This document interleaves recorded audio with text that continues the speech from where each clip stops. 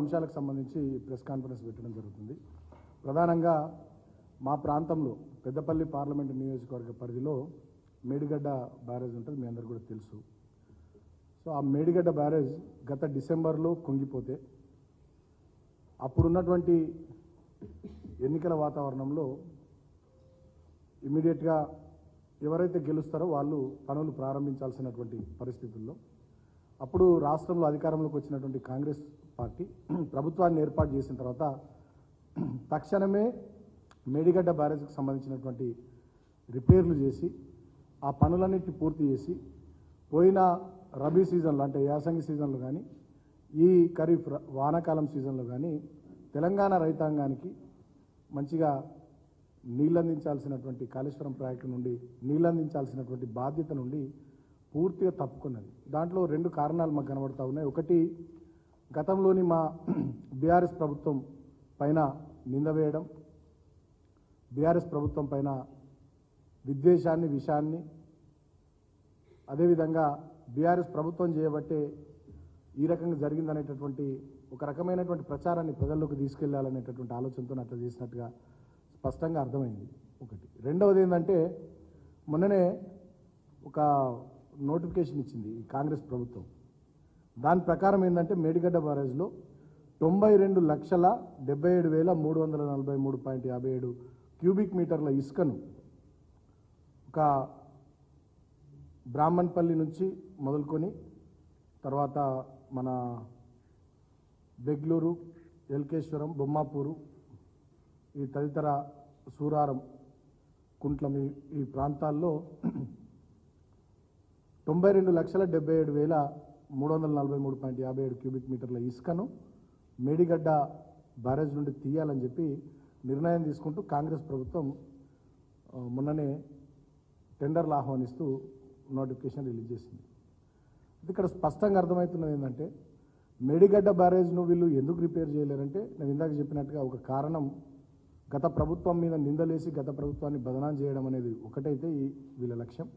రెండవది ఏంటంటే ఇక దీంట్లో ఇన్ని లక్షల క్యూబిక్ మీటర్ల ఇసుకను ఎత్తుకొని పోవాలి, ఈ ఇసుకను తీసి కోట్లాది రూపాయలు కాంగ్రెస్ పార్టీ నాయకుల జేబుల్లోకి నింపాలనేటటువంటి ఆలోచన రెండవ ఆలోచన స్పష్టంగా అర్థమవుతున్నది.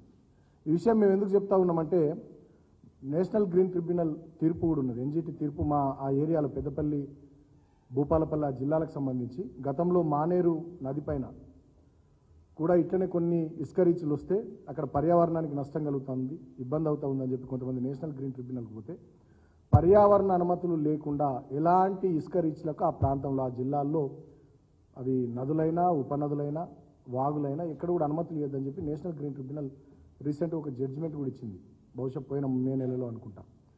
ఆ ఎన్జిటి తీర్పును కూడా పక్కకు పెట్టి ఎలాంటి పర్యావరణ అనుమతులు లేకుండా వీళ్ళ ఇష్టారాజ్యంగా వీళ్ళ చేతుల్లో అధికారం ఉంది కదా అని చెప్పి అడ్డగోలుగా కోట్లాది రూపాయలు దోసుకోవాలనేటటువంటి ఆలోచనతో రేవంత్ రెడ్డి ప్రభుత్వం ఈ దందాకు తెరలేపింది. చాలా స్పష్టంగా అర్థమవుతూ ఉన్నది. ఇవాళ నేను తెలంగాణ రైతాంగాన్ని, తెలంగాణ ప్రజల్ని కూడా ఆలోచించమని కోరుతూ ఉన్నా.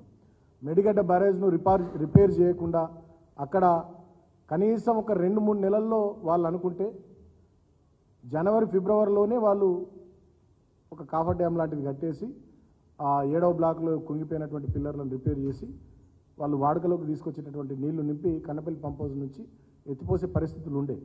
అయినప్పటికీ కూడా వాళ్ళు దాన్ని పక్కన పెట్టి ఉద్దేశపూర్వకంగా మమ్మల్ని బదనాం చేయడం ఒకటి. రెండవది, ఈ పందికొక్కులాగా ఇసుకను మెక్కి కోట్లాది రూపాయలు కాంగ్రెస్ నాయకులు ముఖ్యమంత్రి నుంచి మొదలుకొని అక్కడ కింది స్థాయి నాయకుల వరకు ఈ డబ్బులు దొబ్బాలనేటటువంటి ఆలోచనతో కనీస పర్యావరణ అనుమతులు లేకుండా ఇష్టం వచ్చినట్టుగా ఇవాళ సూరారం నుంచి కుంట్లం వరకు 92 లక్షల పైచల క్యూబిక్ మీటర్ల ఇసుక తవ్వకాలకు వీళ్ళు తెరలేపినారు. సో దీన్ని బట్టి కాంగ్రెస్ పార్టీ యొక్క ద్వంద్వ వైఖరి, వాళ్ళ నీతి అర్థమవుతూ ఉంది.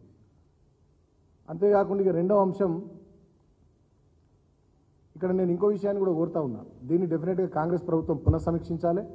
లేకపోయినట్టయితే డెఫినెట్గా ఎన్జిటిని కూడా ఆశ్రయించడానికి మేము వెనుకకపోం. అదేవిధంగా అక్కడ తవ్వుతున్నటువంటి ఇప్పటికే అడ్డగోలుగా చెన్నూరు నియోజకవర్గంలో కానీ, మంత్రి నియోజకవర్గంలో కానీ, పెద్దపల్లి నియోజకవర్గంలో కానీ తర్వాత రామగుండం నియోజకవర్గంలో కానీ ఇప్పటికే అడ్డగోలుగా ఒకవైపు ఫ్లై యాష్ లారీలు నడుస్తున్నాయి, ఒకవైపు ఇసుక లారీలు నడుస్తున్నాయి, ఒకవైపు మట్టి లారీలు నడుస్తున్నాయి. దానివల్ల అక్కడ రోడ్లన్నీ నాశనం అవుతున్నాయి. ఆ ప్రాంతం అంతా కలుషితమైపోతుంది. అనేక రకాలైనటువంటి యాక్సిడెంట్లు జరిగి చాలామంది చనిపోతున్నారు.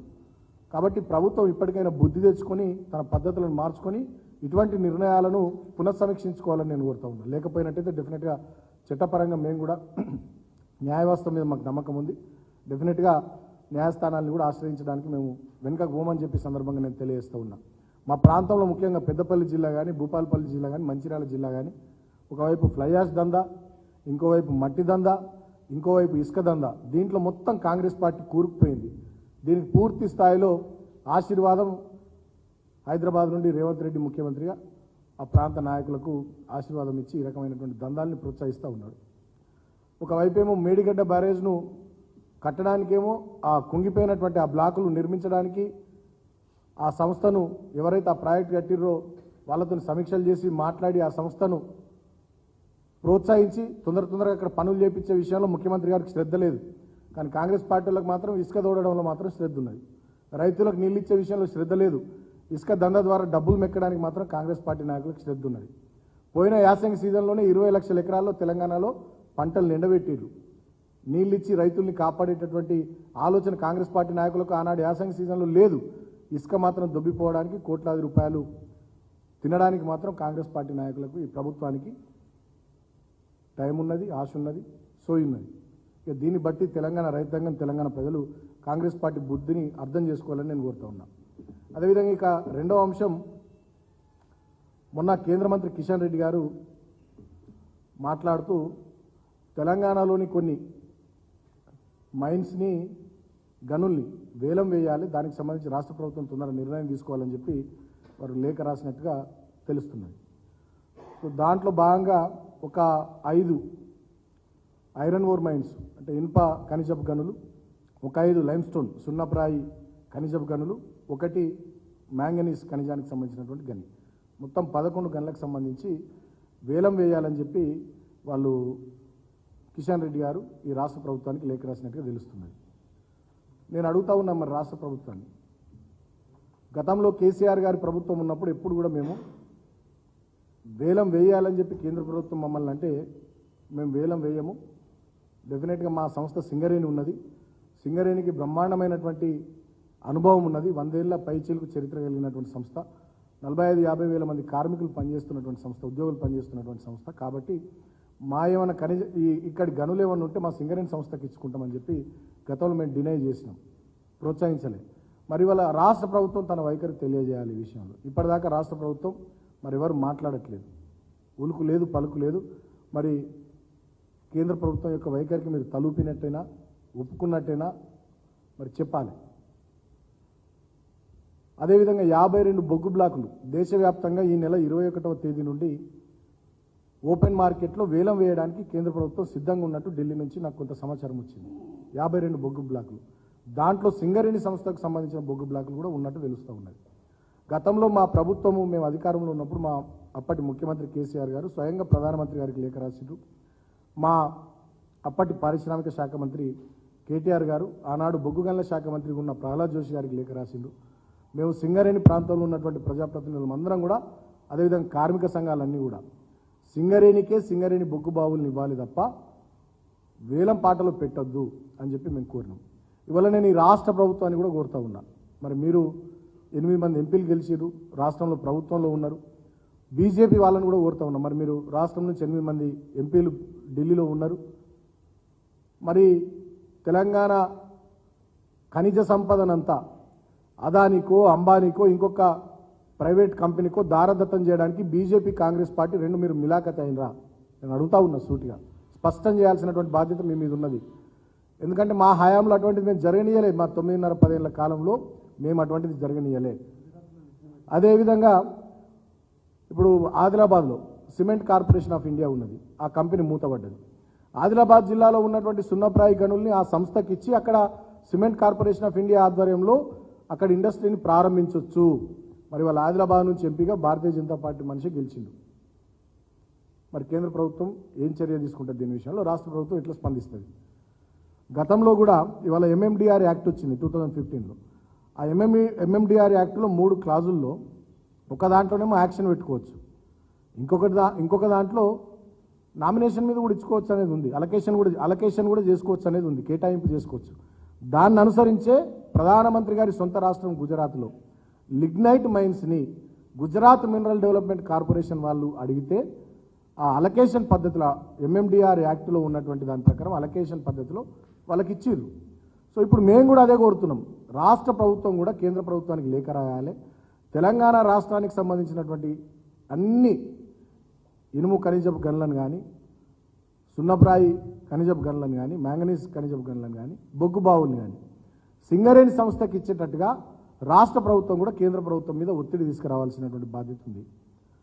లేకపోయినట్టయితే ఇవి కనుక ప్రైవేట్ ప్లేయర్ల చేతుల్లోకి పోయినట్టయితే డెఫినెట్గా ఇది కాంగ్రెస్ బీజేపీ 2 పార్టీలు కలిసి కూడబలుకొని చేసినటువంటి తెలంగాణ సహజ సంపదను దోచుకునేటటువంటి ఒక కుట్రగా భారత రాష్ట్ర సమితి పార్టీగా మేము భావిస్తాం. ఎందుకంటే విభజన చట్టం ప్రకారం బయ్యారంలో ఉక్కు కర్మాగారం పెట్టాలి. సెయిల్ ఆధ్వర్యంలో పెట్టిస్తారా, ఎవరి ఆధ్వర్యంలో పెట్టిస్తారో, ఏ పిఎస్యు ఆధ్వర్యంలో పెట్టిస్తారో పెట్టియండి బయ్యారంలో ఉక్కు కర్మాగారం. లేదంటే సింగరేణి సంస్థ ఆధ్వర్యంలో పెట్టిస్తారా పెట్టియండి. పెట్టించి ఆ ప్రాంతంలో ఉండేటటువంటి ఉమ్మడి ఖమ్మం కానీ, ఉమ్మడి వరంగల్ జిల్లాకు సంబంధించినటువంటి ఇనుప ఖనిజపు గనుల్ని ఆ ప్రాంతంలో వచ్చేటటువంటి బయ్యారం ఏరియాలో వచ్చేటటువంటి స్టీల్ ప్లాంటు మరి సింగరేణికి ఇస్తారా, మీరు సెయిల్కి ఇస్తారా, ఎవరికి ఇస్తారో వాళ్ళకే ఆ ఖనిజపు గనుల్ని కేటాయించేటట్టుగా రాష్ట్ర ప్రభుత్వం చొరవ తీసుకోవాలి. సో ఇట్లా చేయకుండా ఇవి ప్రైవేట్ రంగానికి సంబంధించినటువంటి వాళ్ళకి దారదత్తం చేస్తాం అనుకుంటే డెఫినెట్గా ఇది పెద్ద కుట్ర. ఆ కుట్రలో భాగంగానే తెలంగాణ మీద భారతీయ జనతా పార్టీ, కాంగ్రెస్ పార్టీ ఎక్కడ లేని ప్రేమ ఒలకబోసి ఇక్కడ రాష్ట్రంలో అక్కడ కేంద్రంలో అధికారంలోకి వచ్చి ఇవాళ తెలంగాణ సహజ సంపదను దోచుకొని పోతున్నారనేది తెలంగాణ ప్రజలకు స్పష్టంగా అర్థమవుతుంది. మీ వైఖరిగా రాబోయే రోజుల్లో దీని ద్వారా బహిర్గతమవుతుంది. ఇప్పటికైనా నేను ఈ ప్రభుత్వాన్ని డిమాండ్ చేస్తూ ఉన్నా, ఈ ప్రభుత్వం వచ్చి 6 నెలలు దాటిపోయింది, 7 నెలలు నడుస్తున్నది. సింగరేణి బొగ్గు బావుల్ని సింగరేణి సంస్థకి ఇవ్వాలని చెప్పి ఒక్క లేఖ కూడా ఇప్పటివరకు ముఖ్యమంత్రి రాయలే ప్రధానమంత్రికి. ఇప్పుడు మొన్న కిషన్ రెడ్డి గారు లేఖ రాసి ఈ మైన్స్ అన్నిటికి సంబంధించి వేలం పాట మీరు పెట్టాలి ఇమీడియట్గా అని చెప్పి కిషన్ రెడ్డి గారు కేంద్ర మంత్రిగా లేఖ రాసినట్టు ఇప్పటి నుంచి రాష్ట్ర ప్రభుత్వం మేము పెట్టాము, సింగరేణి సంస్థకే ఇవ్వాలి, లేకపోతే రాష్ట్ర ప్రభుత్వ పరిధిలోని టీఎస్ఎండీస్కి ఇవ్వాలి అనేటటువంటి ఒక లేఖ కూడా రాయాలి. ముఖ్యమంత్రి గారు రాయాలి, సంబంధిత మంత్రి ఇండస్ట్రీస్ మినిస్టరు ఎవరు కూడా స్పందించాలి. అంటే మరి ఏదైనా బీజేపీ కాంగ్రెస్ కూడా బలుకొని తెలంగాణ సహజ సంపదను తెలంగాణ సహజ వనరుల్ని దోచుకోవాలని కుట్ర ఏమైనా చేస్తున్నాయా? దీన్ని తెలంగాణ సమాజం గమనించాలని కోరుతా ఉన్నాం. ఇక ఇంకో ముఖ్యమైనటువంటి విషయం, 3వ అంశం, నీట్ పరీక్షకు సంబంధించి రాష్ట్ర వ్యాప్తంగా దేశవ్యాప్తంగా చాలా ఆందోళనలు జరుగుతూ ఉన్నాయి. అటు ప్రజల్లో కానీ, ఆ ఎగ్జామ్స్ రాసిన పిల్లల్లో కానీ, పిల్లల తల్లిదండ్రుల్లో కానీ, సమాజంలో కానీ చాలా బలంగా ఆందోళనలు క్షేత్రస్థాయిలో ఫీల్డ్ మీదకి వచ్చి వాళ్ళు చేస్తూ ఉన్నారు. సోషల్ మీడియా వేదిక కానీ, మీడియా వేదిక కానీ చాలా ఆందోళన చేస్తూ ఉన్నారు. నిన్న కూడా మా బీఆర్ఎస్ పార్టీ విద్యార్థి విభాగం ఆధ్వర్యంలో రాజ్భవన్ ముట్టడించారు, చాలా పెద్ద ఎత్తున ఆందోళన చేసినారు. సో నేను ఇప్పుడు కేంద్ర ప్రభుత్వాన్ని అడుగుతా ఉన్నా, తక్షణమే కేంద్ర ప్రభుత్వం నీట్ ఎగ్జామ్ను రద్దు చేయాలి. రద్దు చేయడమే కాదు, వెంటనే ఎక్కడనైతే బీజేపీ పరిపాలిస్తున్న రాష్ట్రాలు, బీహార్, గుజరాత్ లాంటి రాష్ట్రాల్లో 30 లక్షలకు 40 లక్షలకు ఈ పేపర్లు అమ్ముడు పోయినాయి బహిరంగ మార్కెట్లో అని వార్తలు వచ్చినాయి. అక్కడ కొంతమందిని అరెస్ట్ చేసినట్టుగా కూడా తెలుస్తూ ఉన్నది. తక్షణమే మరి దీంట్లో ఈడీని కూడా ఎంటర్ చేయాలి. తెలంగాణలో ఏదో గొర్రెల పంపిణీ మేము గత ప్రభుత్వం చేస్తే ఆ లబ్ధిదారులు ఆ గొర్రెల్ని కిందికి అమ్ముకున్నారని చెప్పి ఇక్కడ ఈడీని ఎంటర్ చేశారు బీజేపీ వాళ్ళు, కేంద్ర ప్రభుత్వం రాష్ట్ర ప్రభుత్వం కలిసి. అంటే ఒక గొర్రెని అమ్ముకున్న లబ్ధిదారుని మీదకి ఈడీ వచ్చే ప్రయత్నం చేసింది. ఆ గొర్రెల పంపిణీలో ఆనాడు ఆ కార్యక్రమంలో పాల్గొన్న అధికారుల మీదకి ఈడీని ఇక్కడికి పంపించినటువంటి కేంద్ర రాష్ట్ర ప్రభుత్వాలు కలుసుకొని మిలాఖత్ చేసినటువంటి ఆ ప్రయత్నము మరి 30 లక్షలకు 40 లక్షలకు బహిరంగ మార్కెట్లో నీట్ పేపర్లు బీహార్, గుజరాత్లో అమ్ముడు పోయినాయి అని చెప్పి వివరాలు బయటకు వచ్చి కొన్ని అరెస్టులు జరిగిన తర్వాత నేషనల్ మీడియాలో, సోషల్ మీడియాలో విపరీతమైనటువంటి వార్తా కథనాలు వచ్చిన తర్వాత కూడా ఈడీ ఎందుకు ఎంటర్ అవుతలే, ఇది ఈడీకి ఎందుకు కనబడతలే. ఇక్కడ ఒక గొర్రె అమ్ముకుంటే కనబడ్డటువంటి సందర్భంలో ఈడీకి, కేంద్ర ప్రభుత్వానికి, రాష్ట్ర ప్రభుత్వాలకు, మరి అక్కడ 30-40 లక్షలకు ఒక పేపర్ అమ్ముకుంటే ఈడీ ఎందుకు ఎంటర్ అవుతలే.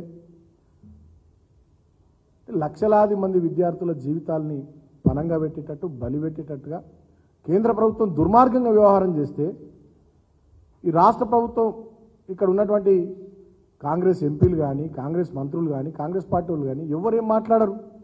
ఆనాడు మేము ప్రభుత్వంలో ఉంటే 1-2 సెంటర్లలో ఏదో బయోమెట్రిక్ సిస్టమ్ ఫాలో కాలేదు గ్రూప్ 1 ఎగ్జామ్లో అని చెప్పి కోర్టు జడ్జిమెంట్ ఇస్తుంది గ్రూప్ 1 పరీక్షను రద్దు చేయాలని చెప్పి.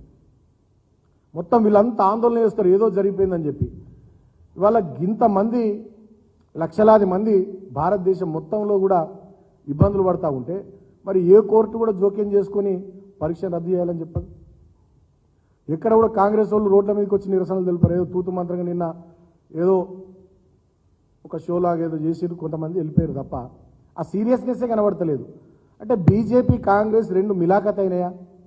ఇవాళ నేను ఈ ముఖ్యమంత్రిని కూడా కోరుతా ఉన్నా, ఇవాళ నీట్లో రాష్ట్రం మనం ఎంబీబీఎస్ సీట్లలో 15% ఓపెన్ కోటా అని చెప్పి దేశమంతా మన సీట్లు పోతున్నాయి. తర్వాత పీజీ సీట్లలో 50% ఓపెన్ కోటా అని చెప్పి దేశమంతా మన పీజీ సీట్లు పోతున్నాయి. ప్రభుత్వ మెడికల్ కాలేజీలలోనే ఈ సిస్టమ్ ఉండడం వల్ల, తెలంగాణ రాష్ట్రంలోనే ఎక్కువ ప్రభుత్వ మెడికల్ కాలేజీలు ఉండడం వల్ల మన వైద్య విద్యార్థులకు నష్టం జరుగుతుంది. కాబట్టి దీన్ని కూడా సరిదిద్దే విధంగా మన రాష్ట్ర ప్రభుత్వం కూడా ఒక ఆలోచన చేయాల్సినటువంటి అవసరం ఉంది. మరి దాని గురించి ఏమైనా ఆలోచన చేస్తుర్రా? ముఖ్యమంత్రి ఏమో ఎంసీహెచ్ఆర్డీలా కోట్ల రూపాయలు ఖర్చు పెట్టి కొత్త బిల్డింగ్లు కట్టించుకుంటుందట. తర్వాత అక్కడ హెచ్జిసిఎల్ అని ఉంటుంది Uppalaguda, Hyderabad growth corridor limited అని, అక్కడ కూడా కోట్ల రూపాయలు పెట్టి మొత్తం బిల్డింగ్లన్నీ ఆధునీకరిస్తున్నారట ముఖ్యమంత్రి గారికి. ఇక్కడ వైద్య విద్యార్థులకు నష్టం జరుగుతూ ఉంది. తర్వాత మన బొగ్గు బావులు కానీ, మన ఇనుప ఖనిజపు గనులు కానీ, మన సున్నప్రాయి గనులు కానీ ప్రైవేట్ ప్లేయర్లకు దారదత్తం చేసి కుట్రలు జరుగుతూ ఉన్నాయి. నీట్ ఎగ్జామ్కి సంబంధించి లక్షలాది మంది విద్యార్థులు వాళ్ళ తల్లిదండ్రులు ఆందోళన పడుతూ ఉన్నారు. వీటి మీద ముఖ్యమంత్రికి శ్రద్ధ లేదు, ఈ రాష్ట్ర ప్రభుత్వ పెద్దలకు శ్రద్ధ లేదు, మంత్రులకు. ఏది చూసినా ఎండ్ల పైసలు వస్తాయి, ఎండ్ల డబ్బులు వస్తాయి, దేంట్లో కమిషన్లు వస్తాయి. ఇక ఏది ఎంత దొరుకుతే అంత 10 ఏళ్ళు అధికారానికి దూరం ఉన్నారు కాబట్టి ఇక మొత్తం ఆవురమని ఉన్నారు. దేన్ని వదులుతలేరు. బీరు నుంచి మొదలుకొని బారు దాకా పబ్బు దాకా ఇక్కడ వదులుతలేరు. ఇక టీఎస్ నుంచి టీజీకి తీసుకొచ్చి ఆ నెంబర్ ప్లేట్ల భాగవతం నుంచి మొదలుకొని ఆర్టీసీ బస్సులో టికెట్ల దాకా దాంట్లో వదులుతలేరు. ఇక ఇసుక నుంచి మట్టి, ఫ్లై యాష్, మన్ను, దుబ్బ దాంట్లో వదులుతలేరు. ఇక హైదరాబాద్, రంగారెడ్డి చుట్టుపక్కల భూములు వీటిని వదులుతలేరు. ఇక ఇంకా కొన్ని రోజులైతే పంచభూతాలను వీళ్ళు వదిలేటట్లేరు. భయమవుతుంది అసలు రాష్ట్ర ప్రజానీకానికి. 6 నెలలు కాలే ఇలా ప్రభుత్వం వచ్చి అన్నిట్లలో ఏలు పెట్టి ఇంత ఘోరంగా అవినీతికి తెగబడ్డరు, దారుణంగా దుర్మార్గంగా ప్రవర్తిస్తూ ఉన్నారు. ఇప్పుడు రైతులకు విత్తనాలు లేవు, ఎరువులు లేవు, రైతు భరోసా లేదు, రుణమాఫీ లేదు. మా మహిళా తల్లులకు కళ్యాణ లక్ష్మి చెక్కులు ఇస్తున్నారు కాంగ్రెస్ వాళ్ళు. సిగ్గు అనిపిస్తలేదా? ఎమ్మెల్యేలను నేను అడుగుతా ఉన్నా, ₹1,00,000 చెక్ ఏ ముఖం పెట్టుకుని ఇస్తున్నా? తులం బంగారం ఎటువైంది? 4,000 పెన్షన్ ఇస్తలేరు మా ముసలోళ్లకు. 6 నెలల్లో ఒక్కటంటూ ఒక అభివృద్ధి కార్యక్రమం లేదు. దయచేసి నేను మీడియా మిత్రుల్ని కూడా కోరుతా ఉన్నా, ఎంక్వైరీ చేయండి నియోజకవర్గాల వారీగా. గతంలో ఇచ్చిన ఎస్డిఎఫ్ నిధులు, డిఎంఎఫ్టి నిధులు, సిఎస్ఆర్ నిధులు, టీఎఫ్ఐడిసి నిధులు, అన్ని నిధుల్ని రద్దు చేసి పారేసారు. ₹1 గ్రామంలో కానీ పట్టణంలో కానీ తట్టెడు మట్టి తీయలే. ఒక బ్రిడ్జ్ లేదు, కొత్త రోడ్డు లేదు, సిమెంట్ రోడ్ లేదు, డ్రైనేజ్ లేదు, మంచినీళ్ళకి ఇబ్బంది పడుతున్నారు జనము, వైద్య సౌకర్యాలు చక్కగా లేదు. విద్యా సంవత్సరం ప్రారంభమైంది, స్కూళ్ళల్లో, కాలేజీలలో అరకొర వసతులు, పుస్తకాలు చక్కగా లేవు, వసతులు లేవు. దయనీయమైనటువంటి పరిస్థితుల్లో ఇవాళ తెలంగాణలో ప్రజానీకం ఇబ్బందులు పడుతూ ఉన్నారు. కాబట్టి నేను ఇప్పటికైనా ముఖ్యమంత్రిని, ఈ ప్రభుత్వాన్ని కోరుతా ఉన్నా, అవినీతి మీద శ్రద్ధ తగ్గించి పరిపాలన మీద దృష్టి పెట్టాలని చెప్పి నేను కోరుతా ఉన్నా. ఖచ్చితంగా నేను 2 విషయాలు మాత్రం ప్రధానంగా డిమాండ్ చేస్తూ ఉన్నా. మేడిగడ్డ బ్యారేజ్ లోపల ఏదైతే 92 లక్షల క్యూబిక్ మీటర్ల పైచిలకు ఇసుకను ఏదైతే తవ్వి అక్రమంగా కోట్లాది రూపాయలు కొల్లగొట్టాలని చూస్తున్నారో దాన్ని పునఃసమీక్షించాలని కోరుతా ఉన్నాం. అదేవిధంగా కేంద్ర ప్రభుత్వం మీరు ఇద్దరు కలిసి తెలంగాణ సహజ సంపదను ప్రైవేటు ప్లేయర్లకు, ప్రైవేట్ రంగంలోని పారిశ్రామికవేత్తలకు దారదత్తం చేసేటట్టుగా మీరు మీ అన్నదమ్ములు ఇద్దరు కిషన్ రెడ్డి, రేవంత్ రెడ్డి ఇద్దరు కలిసి తీసుకుంటున్నటువంటి నిర్ణయాలు 5 ఇనుప ఖనిజపు గనులు, 5 సున్నప్రాయి గనులు, 1 మాంగనీస్ గని, అదేవిధంగా సింగరేణి బొగ్గు బావులు, వీటన్నిటి విషయంలో కూడా మీ నిర్ణయాన్ని పునఃసమీక్షించుకోవాలని నేను కోరుతా ఉన్నా. నీటి విషయంలో కూడా రాష్ట్ర విద్యార్థులకు జరుగుతున్నటువంటి నష్టం, దాన్ని కూడా డెఫినెట్గా దాని విషయంలో ఏం చర్యలు తీసుకోవాలి, అసలు నీటిలో మనం ఉండాలా ఉండొద్దా, దాని విషయంలో కూడా రాష్ట్ర ప్రభుత్వం ఆలోచన చేయాల్సిందిగా నేను ముఖ్యమంత్రిని కోరుతా ఉన్నాను. Thank you. కేసీఆర్ గారు అన్ని వర్గాలకు సంబంధించినటువంటి అనేక సంక్షేమ కార్యక్రమాలను ప్రవేశపెట్టి అవి ఎంతో గొప్పగా ఫలితాలు ఇచ్చినప్పటికీ కూడా కేసీఆర్ మార్పు లేకుండా చేస్తా అని గత అనేక సందర్భాలలో మాట్లాడి వాటిని అలా అమలు పరిచేటువంటి పనిలో సీరియస్గా నిమగ్నమై పనిచేస్తున్నట్టుగా మనకు కనబడుతున్నది. దీంట్లో ప్రధానంగా ఇచ్చిన హామీలన్నీ పక్కకు పెట్టి ప్రజలు ఏమనుకుంటుర్రో అనేటువంటి ఆలోచన కూడా లేకుండా ఓదిక్కు అనేక విషయాలలో ప్రజలు ఇబ్బంది పడుతున్నప్పటికీ కూడా ఇలా ప్రధానమైనటువంటి అంశాలు ఏమైనా ఈ ప్రభుత్వానికి అనంటే ఇప్పటికే మనం చూసినాం. టీఎస్ అని ఇదివరకు ఉండే తెలంగాణ స్టేట్ 10 సంవత్సరాలు ఇదే టీఎస్ స్టేట్ మీద తెలంగాణ రాష్ట్రం కొనసాగింది. మరి దాన్ని అర్జెంటుగా టీజీ చేసినటువంటి విధానాన్ని మనం చూసినాం. అదేవిధంగా తెలంగాణ రాష్ట్రం యొక్క మరి లోగో ఏదైతే ఉందో అది అనేక తెలంగాణలో ఉన్నటువంటి మేధావులతో కూడి అనేక చర్చల అనంతరం నిర్వహించినటువంటి ఏర్పాటు చేసినటువంటి లోగో, దాన్ని అర్జెంటుగా మార్చేటువంటి కార్యక్రమాన్ని ఈ ప్రభుత్వం ముందర వేసుకున్నది. అదేవిధంగా ఈరోజు తెలంగాణ తల్లి విగ్రహాన్ని కూడా మార్చాలనేటువంటి ఒక కుటిలమైన ఆలోచన చేస్తున్నట్టుగా కూడా మనకు ప్రచారం జరుగుతూ ఉంది. తెలంగాణ తల్లి విగ్రహం ఆ రోజు మరి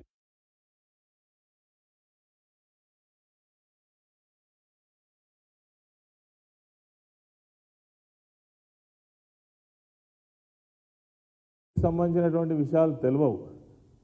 తెలుగు తల్లికి ధీటుగానే తెలంగాణ తల్లిని ఉద్యమంలో నిర్మాణం చేసుకున్నటువంటి విషయం వాళ్ళకు మరి గమనంలో లేకపోతే మనం ఏం చేయలేం.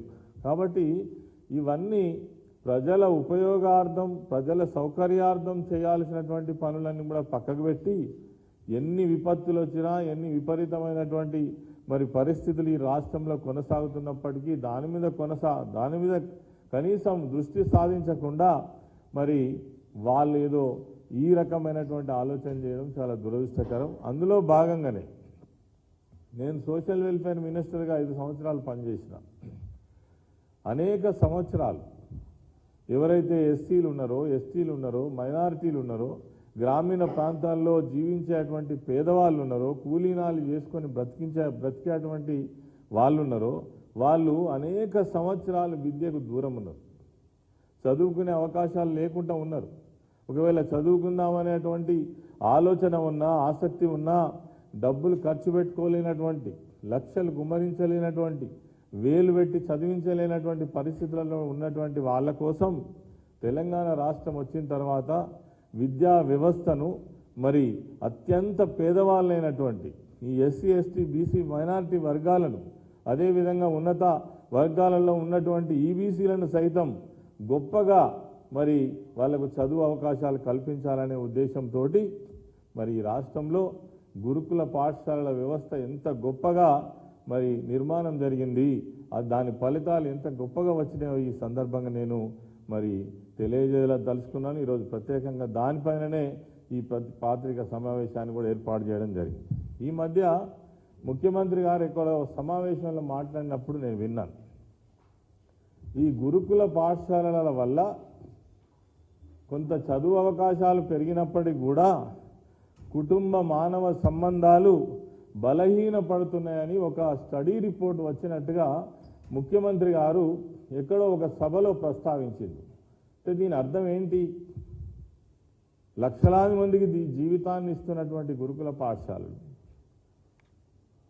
వేలాది కోట్ల రూపాయలు వెచ్చించి వాళ్ళ యొక్క జీవితాలను నిలబెట్టాలని ఒక గొప్ప ప్రయత్నం జరిగితే దేశంలోనే గురుకుల పాఠశాలను కొలియాగినటువంటి అనేక అవార్డ్స్ పొందినటువంటి ఇతర రాష్ట్రాల నుంచి వచ్చి గురుకుల పాఠశాలల యొక్క నిర్వహణ చూసి వెళ్ళినటువంటి అనేక రాష్ట్రాల అధికారులను మనం చూసినాం. ముఖ్యమంత్రులు నివేదికలు తెప్పించుకున్నవి కూడా చూసినాం. మరి ఈ గురుకుల పాఠశాలను ఈరోజు మళ్ళీ దీని మీద నీడలు వాలుతున్నట్టుగా మనకు కనబడతా ఉంది. అంటే చెప్పకనే ఈ గురుకుల పాఠశాలను రద్దు చేస్తాము అని ముఖ్యమంత్రి గారు ఈ స్టడీ రిపోర్ట్ పేరిట, ఈ స్టడీ రిపోర్ట్ ఎవరిచ్చిందో తెలియదు. గురుకుల పాఠశాలలు ఎప్పుడు స్టార్ట్ అవుతాయండి? 6వ క్లాస్కు మొదటి అడ్మిషన్ దొరుకుతుంది. ఈ 6వ క్లాస్ అడ్మిషన్ దొరికిన నాటికి ఒక పిల్లవాని వయస్సు దాదాపుగా 11 నుంచి 12 సంవత్సరాలు. 12 సంవత్సరాలకు పిల్లలు చదువుకునేటువంటి ఆలోచనలో ఉంటారు. ఉన్నత వర్గాలలో ఉన్నటువంటి వాళ్ళు, ఈ మాటనే నిజమైతే ఉన్నత వర్గాలలో ఉన్నటువంటి వాళ్ళు 10 లక్షలు 15 లక్షలు కట్టి బెంగళూరులో, మైసూరులో, ఊటీలో, ఢిల్లీలో ఇతర దేశాలలో చదివించేటోళ్ళ మానవ సంబంధాలు ఎటుపోయినట్టు? మరి ముఖ్యమంత్రి గారి మాట ఎందుకు మాట్లాడినట్టు? దీని వెనుక ఉన్నటువంటి కుట్ర కుతంత్రం ఏందో మనకు ఖచ్చితంగా అర్థమవుతా ఉన్నది. కాబట్టి నేను దీనికి సంబంధించినటువంటి కొన్ని వివరాలు పత్రికా ముఖంగా ప్రజల ముందు కూడా ఉంచదలుచుకున్నాం. మరి ఈ గురుకుల పాఠశాలల యొక్క గొప్ప విషయాన్ని ఏదైతే 1976వ సంవత్సరంలో ఆనాడు ఉన్నటువంటి నాయకులు మరి గౌరవ పివి నరసింహారావు గారి యొక్క ఆలోచన విధానం మేరకు ఈ గురుకుల పాఠశాలను మొదలుపెట్టడం జరిగింది. కానీ మేము అధికారంకి వచ్చే నాటికి 2013వ సంవత్సరం నాటికి 298 గురుకుల పాఠశాలలు మాత్రమే కొనసాగుతుండేటి. అవి కూడా అరాకొర సౌకర్యాలతోటి. అసలు గురుకుల పాఠశాలలో అడ్మిషన్ అడగడానికి కూడా ఎవరు పెద్దగా ఇష్టపడేటువంటి పరిస్థితులు లేనటువంటి విషయం మరి మనకు తెలుసు. అటువంటి దాన్ని తెలంగాణ రాష్ట్రం ఏర్పడ్డ తర్వాత గౌరవ ముఖ్యమంత్రి, ఆనాటి ముఖ్యమంత్రి కేసీఆర్ గారు ఈ గురుకుల పాఠశాలల వల్ల పేద వర్గాలకు ఉన్నతమైనటువంటి మంచి నాణ్యతమైనటువంటి విద్యను అందించనే ఉద్దేశంతో ఈ గురుకుల పాఠశాలల యొక్క మరి సంఖ్యను విపరీతంగా పెంచినటువంటి విషయం ఈ సందర్భంగా నేను మరి మనవి చేస్తూ ఉన్నాను. అదేవిధంగా మరి ఈనాడు చూసినట్టయితే ఎస్టీలకు ఆనాడు 134 గురుకుల పాఠశాలలు ఉండే, దాన్ని 238కి పెంచడం జరిగింది. బీసీలకు 19 మాత్రమే ఉండే. 52% ఉన్నటువంటి బీసీ వర్గాల కోసం ఆ రాను నిర్వహించినటువంటి గురుకుల పాఠశాలల సంఖ్య కేవలం 19 మాత్రమే. దాన్ని 261 గురుకుల పాఠశాలను ఏర్పాటు చేయడం జరిగింది. మైనారిటీలకు సంబంధించి, మైనారిటీలు అంటేనే వాళ్ళు విద్యకు చాలా దూరం ఉన్నటువంటి వాళ్ళు, కేవలం 12 గురుకులాలు ఉండే, దాన్ని 204కు పెంచినటువంటి విషయాన్ని ఈ సందర్భంగా తెలియజేస్తా ఉన్నాను. అదేవిధంగా ఎస్టీ వర్గాల కోసం 96 గురుకుల పాఠశాలలు మాత్రమే ఉండే, దాన్ని 261 పాఠశాలకు పెంచి మరి లక్షలాది మందికి మరి విద్యను అందించాలని ఒక గొప్ప ప్రయత్నం జరిగింది. గతంలో మొత్తంగా అన్ని వర్గాలకు కలిపి 298 ఉన్నటువంటి గురుకుల పాఠశాలను వాటికి 619 కలిపి మొత్తంగా 917 గురుకుల పాఠశాలను, గురుకుల విద్యాలయాలను ఏర్పాటు చేయడం జరిగింది. మరి ఈ సందర్భంగా ఒక్కొక్క విద్యార్థి పైన కూడా అన్ని సౌకర్యాలు ఏర్పాటు చేయడంతో పాటు 1,20,000 రూపాయలు ఒక విద్యార్థి పైన సంవత్సరానికి ఖర్చు చేసి ఒక ఉన్నతమైనటువంటి, ఏనాడు కూడా పేద వర్గాలు మేము ఇంత గొప్పగా చదువుకుంటామనే ఆలోచన కూడా రానటువంటి విధంగా మరి ఆ రోజు ఈ గురుకుల పాఠశాలలో సౌకర్యాలు కూడా ఏర్పాటు చేయడం జరిగింది. మరి ఈ గురుకుల పాఠశాల ఏర్పాటు చేయకముందు దీంట్లో చదువుతున్నటువంటి విద్యార్థుల సంఖ్య కూడా చాలా తక్కువ. తర్వాత అందులో విద్యా బోధన చేస్తున్నటువంటి టీచర్లు కూడా కేవలం 3,575 మంది మాత్రమే ఉండే. ఎప్పుడైతే ఈ 917 గురుకుల పాఠశాల ఏర్పాటు చేసిన తర్వాత దానికి తగ్గట్టుగానే మరి టీచర్ల పర్మనెంట్ రిక్రూట్మెంట్ చేసి సొసైటీల ద్వారా 17,439 మంది ఉపాధ్యాయులను నియామకం చేసి ఆనాడు ఉద్యోగ అవకాశాలు కల్పించడం ఒకవైపు, అదేవిధంగా పేద విద్యార్థులకు, గ్రామీణ ప్రాంత ప్రజల యొక్క పిల్లలకు మంచి విద్యను అందించేటువంటి ప్రయత్నం గొప్పగా జరిగింది అని చెప్పడానికి ఈ సందర్భంగా నేను ప్రయత్నం చేస్తూ ఉన్నాను.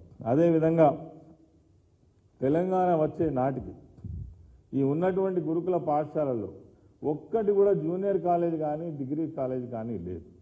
డిగ్రీ స్థాయిలో కానీ జూనియర్ కాలేజ్ స్థాయిలో కానీ ఒక్క గురుకుల పాఠశాల కూడా లేదు. కానీ తెలంగాణ రాష్ట్రం వచ్చిన తర్వాత అన్ని దాదాపుగా జూనియర్ కాలేజీలు ఏర్పాటు చేసి, అదేవిధంగా డిగ్రీ స్థాయిలో ఈ ఎస్సీలు కానీ ఎస్టీలు కానీ చదువుకోవడానికి అవకాశాలు లేవని గుర్తించి మరి వాళ్లకు ఉన్నతమైనటువంటి విద్యను అందించాలనే ఉద్దేశంతో మరి డిగ్రీ స్థాయిలో కూడా అనేక పాఠశాలను కూడా ఏర్పాటు చేయడం జరిగింది. అప్పుడు ఎస్సీ మహిళలు, గ్రామాలలో చదువుకునేటువంటి ఎస్సీ మహిళలు 10th తర్వాత ఇంక మళ్ళీ చదువుకోవడానికి అవకాశమే లేదు. వస్తే వాళ్ళు ఏదైనా పట్టణానికి వెళ్ళాలి, లేకపోతే గురుకుల పాఠశాలలో చదువుకునే అవకాశమే లేదు.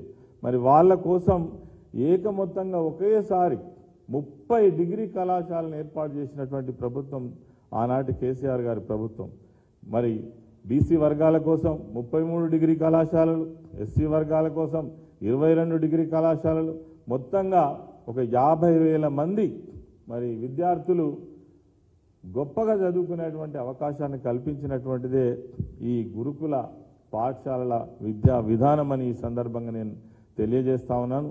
అంతటితోటే ఆగకుండా గురుకుల పాఠశాలలో చదువుతున్నటువంటి పిల్లలకు రకరకాల కోచింగ్స్ ద్వారా వాళ్ళ ఉన్నతమైనటువంటి జీవితాన్ని ఇవ్వాలనే ఉద్దేశంతో ఎన్నో రకాల కోర్సెస్ కూడా మరి ప్రవేశపెట్టడం జరిగింది. ఇంతకుముందు దేశంలో ఈ గురుకుల సిస్టంలో అంటే సోషల్ వెల్ఫేర్ కావచ్చు, బీసీ ఏ వెల్ఫేర్ అయినా కావచ్చు, మరి సైనిక్ స్కూల్స్ ఎక్కడ లేవు. దేశం మొత్తంలో తెలంగాణ రాష్ట్రంలోనే లా కాలేజెస్ ఎక్కడ లేవు. అదేవిధంగా ఫ్యాషన్ డిజైనింగ్ కావచ్చు, అదేవిధంగా వొకేషనల్ కోర్సులు కావచ్చు, అదేవిధంగా అగ్రికల్చర్ కళాశాలలు కావచ్చు, స్టడీ సర్కిల్స్ కావచ్చు, ఇవన్నీ కూడా బ్రహ్మాండంగా ఇక్కడ మరి పెద్ద సంఖ్యలో పెంచి దాదాపుగా 4,50,000 మంది విద్యార్థులకు ఒక ఉన్నతమైనటువంటి స్థితిని కల్పించేటువంటి ఒక ప్రయత్నం గొప్పగా జరిగింది అని అంటే దేశంలో అది తెలంగాణ రాష్ట్రంలోనే గత ప్రభుత్వంలోనే జరిగిందని చెప్పడానికి ఏమాత్రం సందేహం లేదని ఈ సందర్భంగా నేను మనవి చేస్తా ఉన్నాను. మరి అదేవిధంగా ఇందులో కాంపిటీషన్ విద్యలో ఏ బీసీ కానీ ఎస్సీ కానీ ఎస్టీ కానీ మైనారిటీ కానీ తట్టుకునే పరిస్థితి ఉండేది కాదు. కానీ ఏవైతే ఈ గురుకుల కళాశాలలు వచ్చిన తర్వాత వాళ్ళు ఈ కాంపిటీషన్ విద్యా విధానంలో కూడా గొప్పగా తట్టుకొని, ఒక్క మాటలో చెప్పాలంటే ఎంబీబీఎస్లో 2016 సీట్లు సాధించినటువంటి ఘనత, అదేవిధంగా బీడీఎస్లో 911 సాధించినటువంటి వేలాది మంది విద్యార్థులు అగ్రికల్చర్ బీఎస్సీ కావచ్చు, ఇంజనీరింగ్ కావచ్చు, ఐఐటి కావచ్చు, ఐఐఎం కావచ్చు, మరియు దేశంలో విదేశాలలో ఉన్నటువంటి ప్రఖ్యాతిగాంచినటువంటి యూనివర్సిటీలలో అడ్మిషన్స్ పొంది ఇప్పటికే వేలాది మంది విదేశాలలో చదువుకునేటువంటి అవకాశం కలిగింది అని అంటే అది గురుకుల పాఠశాలల ద్వారా, గురుకుల పాఠశాల విధానం ద్వారా అని మాత్రం ఈ సందర్భంగానే మనం చేస్తా ఉన్నాం.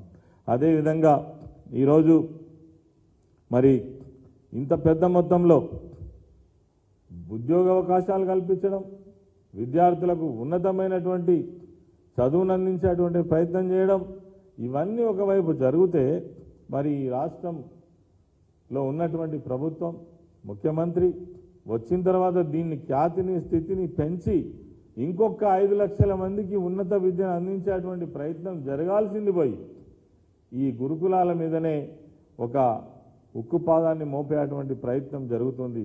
ఇది మేము ప్రజలకు ఖచ్చితంగా దీన్ని అర్థం చేసుకోవాలని చెప్తా ఉన్నాం. అదేవిధంగా ఇంకొక మాట కూడా నేను చెప్తున్నా, ఈ ముఖ్యమంత్రి గారు మాట్లాడినటువంటి మాటకు అర్థం పర్థం లేదని కూడా నేను చెప్తా ఉన్నా. ఎందుకంటే మానవ సంబంధాలేవో దెబ్బతింటున్నాయని ఒక అధ్యయనంలో తెలిసిందని చెప్పినటువంటి ముఖ్యమంత్రి గారు ప్రజలు దీనిపైన ఏ విధంగా స్పందిస్తుందో కూడా ఒకసారి ఆలోచన చేయండి.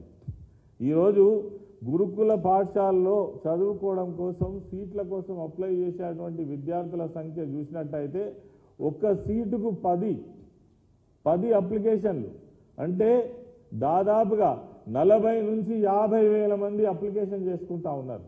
50 లక్షల మంది, 40 లక్షల నుండి 50 లక్షల మంది అప్లికేషన్ చేసుకుంటా ఉన్నారు.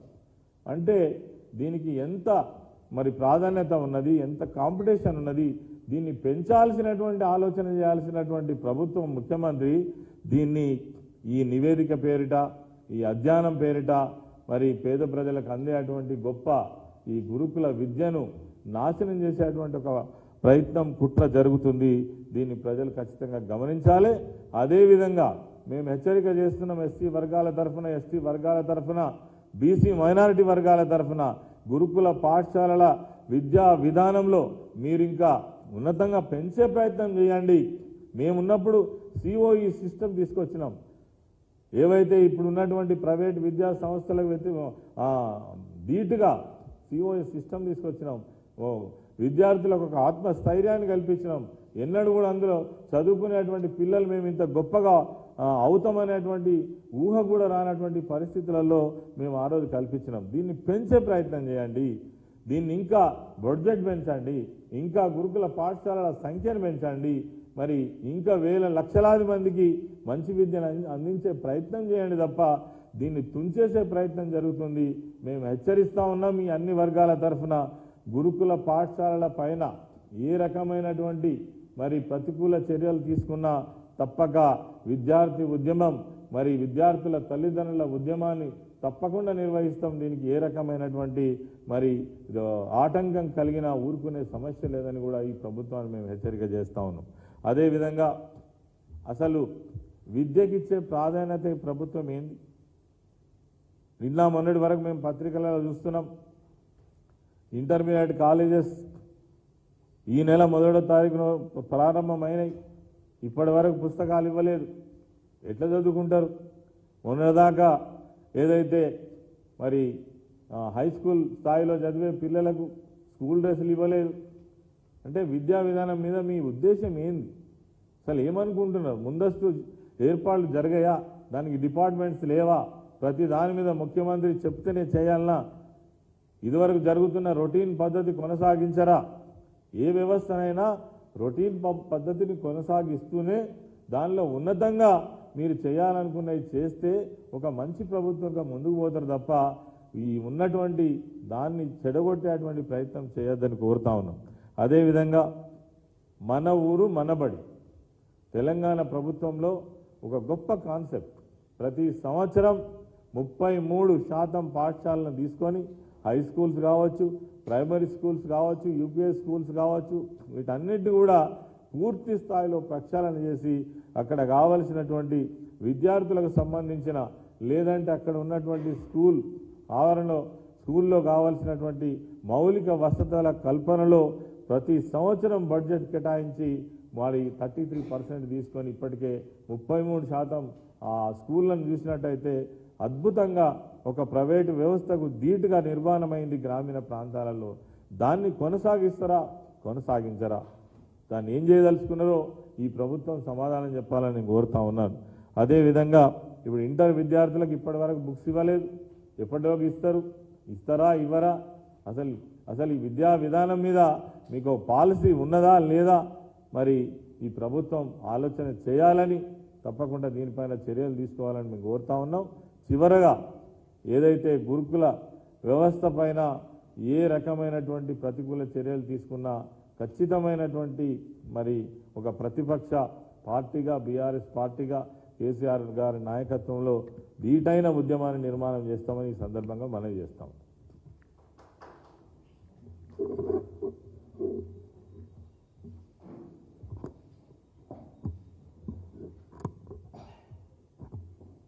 స్టార్ట్ బా. ఎలక్ట్రానిక్ మీడియా, ప్రింట్ మీడియా మిత్రులందరికీ కూడా పేరు పేరున నా నమస్కారాలు తెలియజేస్తా ఉన్నాను. నిన్న నిన్నగాక మొన్న గౌరవనీయులు పెద్దలు మాజీ మంత్రివర్యులు హరీష్ రావు గారు ప్రజల వీళ్ళు ఇచ్చిన హామీల మీద మరియు నిరుద్యోగుల పక్షాన హరీష్ రావు గారు మాట్లాడితే కాంగ్రెస్ పార్టీ వాళ్ళు సమాధానం చెప్పకుండా ఎగిరెగిరి పడతా ఉన్నారు. నేను ఒకటే అడుగుతా ఉన్నాను మిమ్మల్ని, జీవన్ రెడ్డి గారు మీరు సీనియర్ శాసనసభ్యులు, మీరంటే మాకు కూడా గౌరవం ఉంది, కానీ శాసన మండలి సభ్యులు సీనియర్ శాసనసభ్యులు ఉన్నారు. ఇంతకుముందు చేసిన దీని మీద మీరు సీనియర్ నాయకులుగా ఉంటూ మాకు కూడా మీ మీద గౌరవం ఉంది, కానీ మీరు ఇట్లాంటి మాటలు మాట్లాడి మీ మీద ఉన్న గౌరవం మీరు దక్కించుకోవడం మంచి పద్ధతి కాదని చెప్పి ఈ సందర్భంగా మీకు కూడా తెలియజేస్తా ఉన్నాను. మీకు అవగాహన ఉందా లేదా నాకు తెలియదు.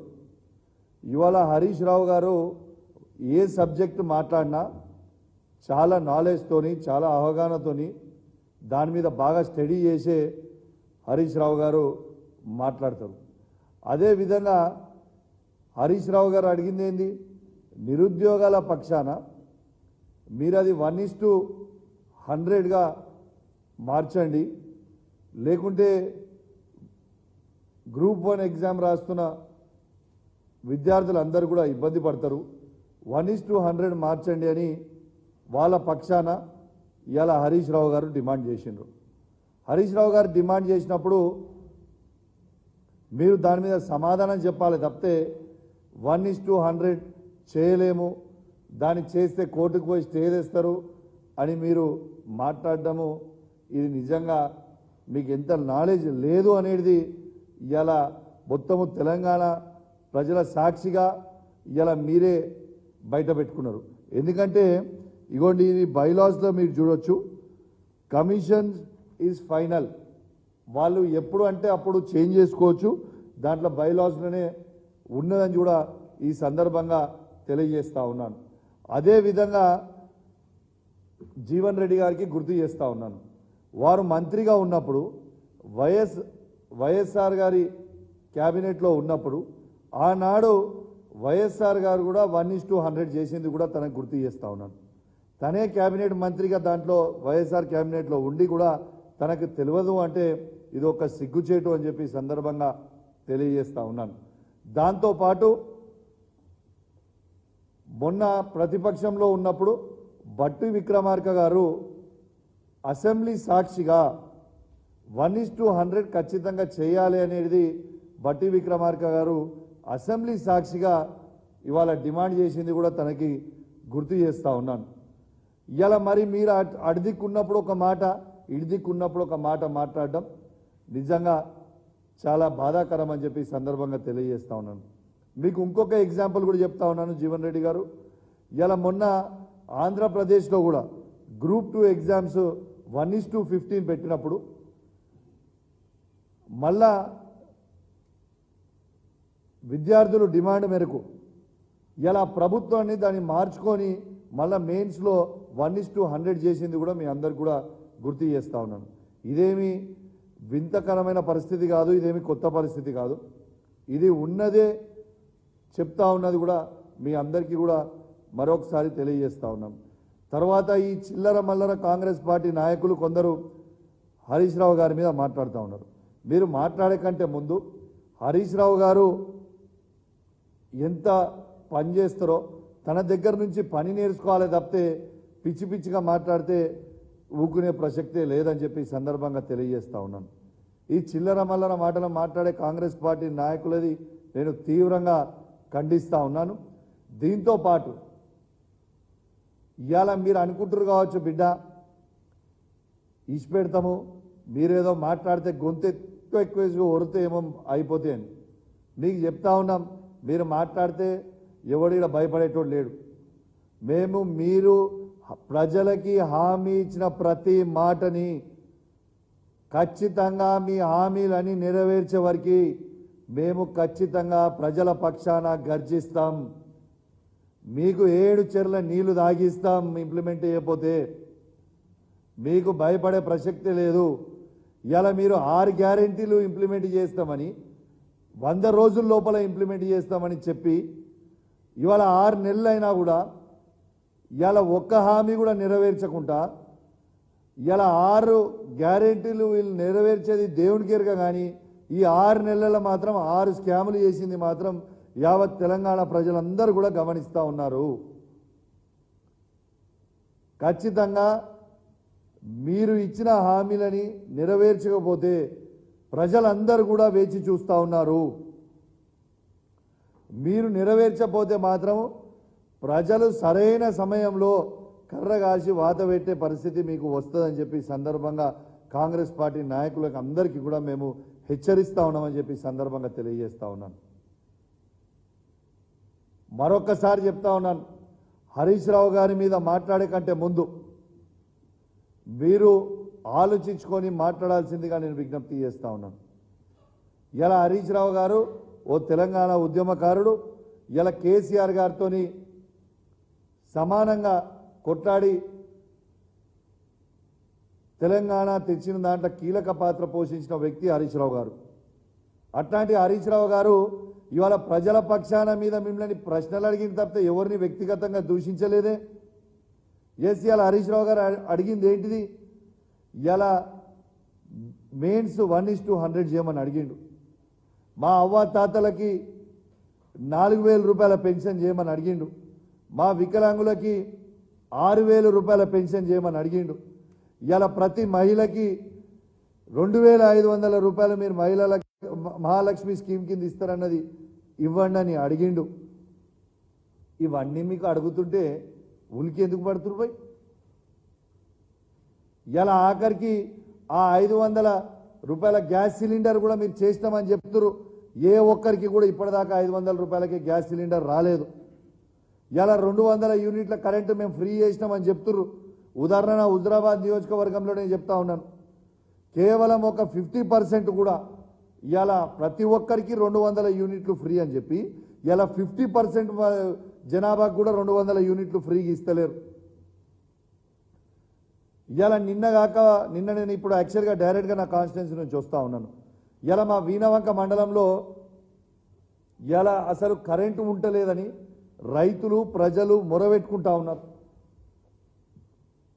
ఇవాళ ఇవన్నిటి మీద మేము ప్రశ్నిస్తే మీరు ఎదురు దాడికి దిగుతూ ఉన్నారు. మీరు ఎదురు దాడి దిగినా మీరు ఎంత మొరబెట్టుకున్నా ఈడ భయపడేటోడు ఎవరు లేడు. ఖచ్చితంగా మీరు ఇచ్చిన హామీలని నెరవేర్చే వరకు మేము ప్రజల పక్షాన ఖచ్చితంగా గర్జిస్తూనే ఉంటాం, అడుగుతూనే ఉంటాం. మీకు ఏ ఇంప్లిమెంటేషన్ చేయకపోతే 7 చెరువుల నీళ్లు కూడా తాగిస్తామని చెప్పి ఈ సందర్భంగా తెలియజేస్తూ మరొకసారి ఖచ్చితంగా మీరు ఇది విద్యార్థుల పక్షాన ఖచ్చితంగా 1:100 చెయ్యాలని మేము బీఆర్ఎస్ పార్టీ పక్షాన ఖచ్చితంగా మేము డిమాండ్ చేస్తూ ఇవాళ ఖచ్చితంగా చేయాలని మేము డిమాండ్ చేస్తూ సెలవు తీసుకుంటాము. జై తెలంగాణ, జై కేసీఆర్. Thank you.